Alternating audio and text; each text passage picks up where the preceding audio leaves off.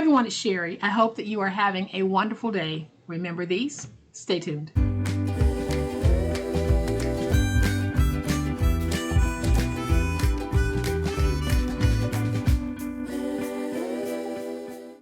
Welcome to my channel. I am so glad that you decided to stop by, and welcome to all of my new friends and to all of my new subscribers. Welcome back to all of my longtime friends and longtime subscribers. Thank you all so much for the wonderful ways in which you support me and my channel. In a previous video, we made this adorable bouquet card together, and you saw how easy it was. Some of you even mentioned in the comments that when I gave you the overview of this, you didn't think you could do it until you saw me putting it together and you realized how easy it was. So easy that you are 100% confident that you'll be able to make these for any season, any reason, anyone. Well, if you're going to make them, and I hope you do, you probably want some type of packaging for them. So that's what we're doing today. I'm going to construct a very cute custom box for this so that you'll have an idea of a way that you can package these to gift, keep, or sell. So I'm going to flip to my overhead camera because y'all know what time it is. It is time to make it. All right, so I haven't made a box to show you. We're going to make that box together, and it's going to be so simple because all you really need is one piece of 8 3/4 by 12-inch paper, and I'm going to use some scraps that I had left over because I want to line the inside of my box. So it's going to be very, very simple. So basically all I'm doing is taking my item and I measure it this way,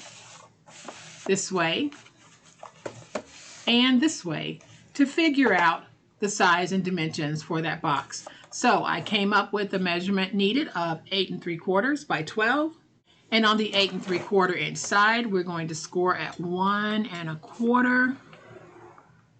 Then we need to rotate to the opposite 8 3/4 inch side and score at 1 1/4. Now I get a lot of questions asking me, how do you know so easily how to score? Well, y'all, I have been making boxes since the beginning of time. And because I have made so many boxes, it is a very quick thing for me to be able to look at this item that I previously made and the measurements that I used to make it and determine what size box I need to use. Now, if you're not accustomed to box making, it's just one of those things that you need to practice and play around. And so even though I might make it look easy, it does come with its fair share of trial and error and mistakes. Early on when I was making boxes and learning how to make boxes, I used to throw away paper all the time because I would make mistakes. The more you do it, the better you get. Now, I'm not saying that I'm the perfect box maker, but I am saying that because I have made so many boxes, I can promise you the more you do it, the more practice you get at doing it, and the more repetition you see in my style of box making, you'll be able to make boxes on your own in no time. So now that we have scored at 1 1/4 over here, rotated it to the opposite 8 3/4 inch side, we scored at 1 1/4. Now we're going to turn it to the 12-inch side. We're going to score at 1 1/4.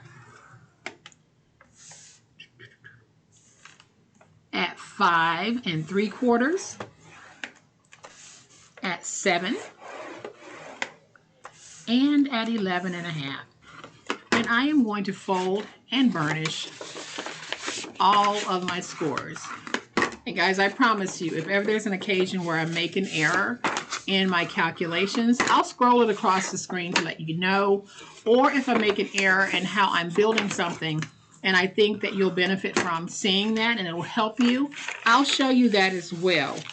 I don't edit out mistakes. I make sure that I leave them in so that you guys can see and learn from them. But a lot of times it may seem like I'm able to put out error-free videos, and it might give you the perception that, oh, she is so perfect. She never makes mistakes. I do make mistakes. And y'all, I make mistakes a lot when I'm speaking and crafting at the same time. That's why I'll scroll my corrections on the screen.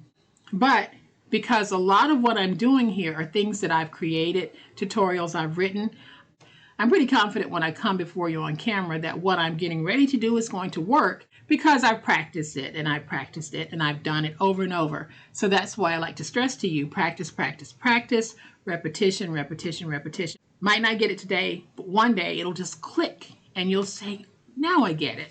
So now we're going to go ahead and make our cuts. And I am going to zoom in for this so y'all can see what I'm doing. So on this end, we are going to cut down like this and then angle right there. So let's do the same thing here. Cut down and angle. Cut down, and then this time we're going to do a very deep angle there. We will cut down and we will do a very deep angle there. Then here in the middle, we'll go up to the score mark and we'll drag down, and then let's angle here. We'll go to that score mark, drag down,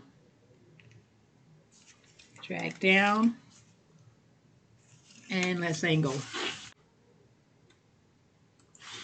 So now that we have our box like this, I'm going to go ahead and put it together. And the way that we're going to put it together is we're going to take our glue and we'll glue these ends and get them stuck. And y'all, I'm saying all that I'm saying because I don't want anyone to ever feel like they can't do or learn any craft that I bring before you, because I believe that you can. But I also believe very strongly that the key comes from practice and repetition. And we'll add our glue right here. We'll take this piece and we will get it nice and stuck. So now that we have our box made, I have 2 scrap pieces that measure 4 by 6. And I'm just going to put these in so that they fill in some of that white. We're going to take our glue, put it on this one, and we're going to put it right there. I just want it to cover some of the whiteness, and then I'll take my bone folder and we'll get that nice and stuck. So y'all, there's our box. We can take this piece and put it in. Then we can take our little sides and tuck those in. And now we have our sweet little box. You're going to have an opening tab here that'll be shorter than the rest of the box, and that's okay. You can tuck that in like this, or you can bring it over to the front like this. So what I'm going to do is I am going to take a Velcro dot. We're going to stick that Velcro right there. Then I'll tuck that in, fold over. I'm going to get that Velcro dot nice and stuck. Now I'm going to take some crinkle seam binding from my scrap cabin shop. Beautiful. And it's called Butter. So I'm going to take my box and just tie some crinkle seam binding very, very simply. Take this little tag that says thinking of you, put that on, and then I'm just going to tie a little bow. Of course, you can do way more with yours. I am just keeping mine very simple. Y'all, how simple was that? We now have a nice custom box to hold our Bouquet of Flowers card. Very, very easy. Doesn't even take much in the way of supplies. Neither one of these did. So this is one of those really nice gifts that you can give that look upscale, but it didn't break the bank in making it. Y'all remember, any season, any reason, anyone. We have Valentine's Day coming up. We have Mother's Day coming up. We have Father's Day in June. So you'll be able to make these for a variety of reasons. You probably have weddings, anniversaries, birthday parties. So many ways that this can be used. And you don't even have to put flowers in it. So many of you had so many wonderful ideas. So if you want to go back and read the comments on that video, I'll have it linked in the description box below, because so many of you had wonderful ways in which you were going to be using this. So I hope that you've enjoyed this video. If you have, please hit the like button. If you're not a subscriber to my channel, I'd love to have you join this amazing online crafting family.